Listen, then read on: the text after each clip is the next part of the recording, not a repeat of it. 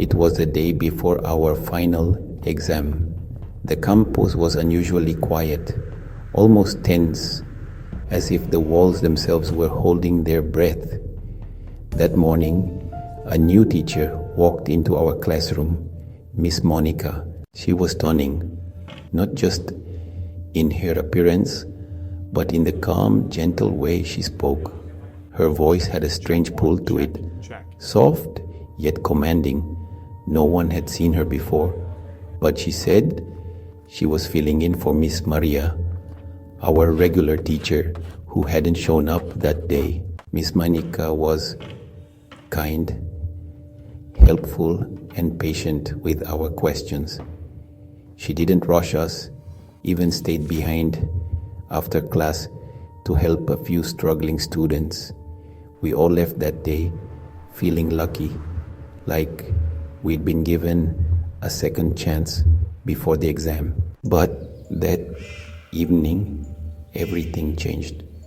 News spread through the dorms like wildfire. Miss Maria had been found dead in her home, hanging from a ceiling beam. The police called it a suicide. The reason, they said, was tied to tragedy. Just the day before, Maria's younger sister, who had been confined to a wheelchair, had died after falling down a staircase. Some believed Maria blamed herself. But here's where it got strange. Someone dug into the records. Miss Maria's full name, Maria Alvarez. Her sister's name, Monica Alvarez.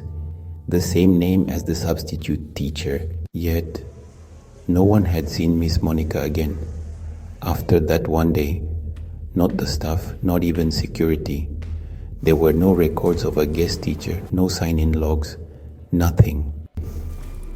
We were never sure who or what came to class that day, but the chill that passed through the room when her name was spoken again, that was real. Some say Maria's guilt fractured her soul. Others whisper that her sister returned one last time in a different form to help her students and then to bring her sister with her into the dark. All we know is this: she was there one day, gone the next, and her name was Monica. Sam was 15 and lived in Hollow Creek, a town where the fog never seemed to lift. One chilly October morning, while walking to school, he noticed something shiny in the gutter. A watch, old and silver, half buried in soggy leaves. Strange twisting symbols marked his face, yet it ticked as if it were alive. Drawn to it, Sam slipped it onto his wrist. At school, the watch felt unnaturally warm. During history class, when he glanced at it, the hand stopped. A whisper slithered into his ear. "Look at me." His stomach twisted. As his eyes met the glass, the surface rippled like water. A pale woman's face emerged, eyeless, her mouth a black, gaping hole.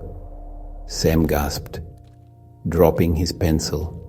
The teacher snapped at him, but when he looked again, the face had vanished. That night, the whispers returned sharp and cold. "You can't hide, Sam." The watch's hand spun wildly. He ripped it off, but her face flickered again in the glass, her empty sockets staring through him. "I see you," she hissed, her voice scraping like nails on wood. Panicked, Sam shoved the watch into his desk drawer and slammed it shut. Yet the whispers only grew louder. Shadows on the wall twisted into her form, eyeless and grinning. Desperate, Sam ran into the woods behind his house, the watch clutched in his shaking hand. The air was thick, heavy. "You're mine," the voice rasped. With all his strength, he hurled the watch into the trees and fled, locking his bedroom door behind him. He thought it was over, but the next morning, a soft ticking sound woke him. The watch was back, strapped to his wrist, its silver face gleaming. Her image reappeared, lips curling into a smile. "You can't lose me, Sam," he screamed, clawing at it, but the band wouldn't budge. Then he saw it. His reflection. It wasn't just him anymore. Behind his own eyes, her eyeless face stared back. She whispered, and his mouth moved with hers. "Now we're one." Sam stopped going to school. He didn't leave his room.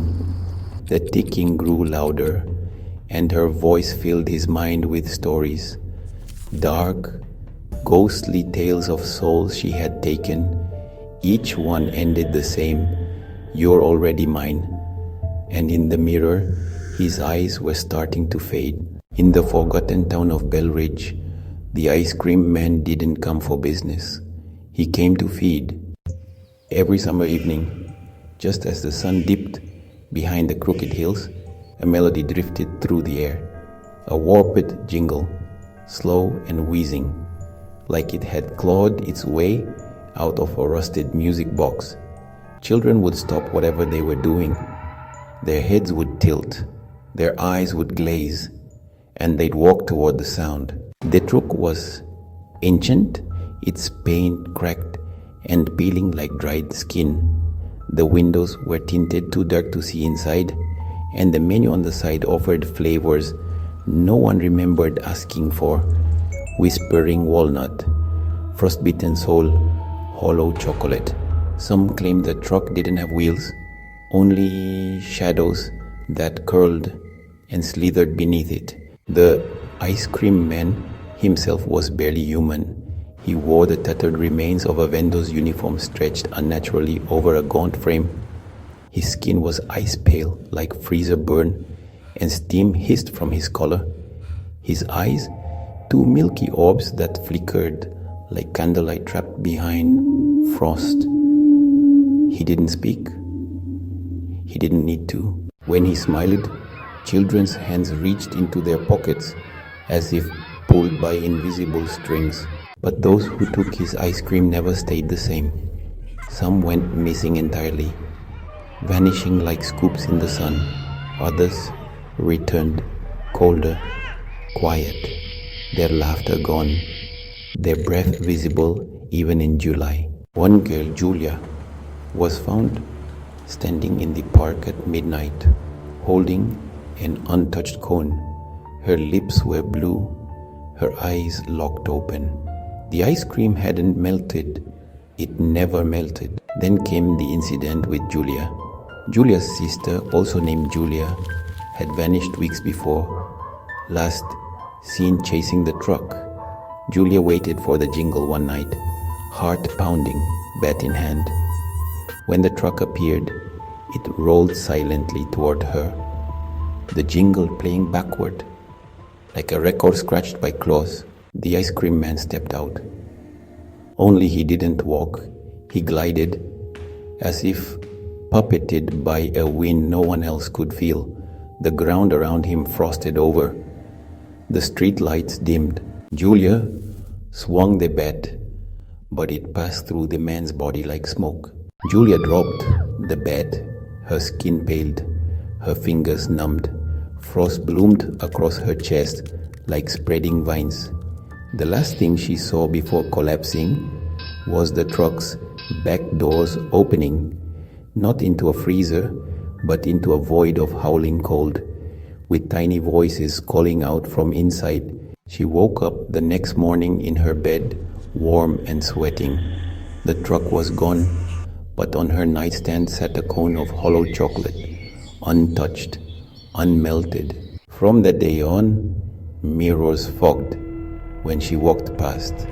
Her breath lingered a little too long in the air, and at night, when she closed her eyes, she could hear the jingle creeping in through the cracks of her dreams. The ice cream man was still out there, and he'd left a part of Julia behind.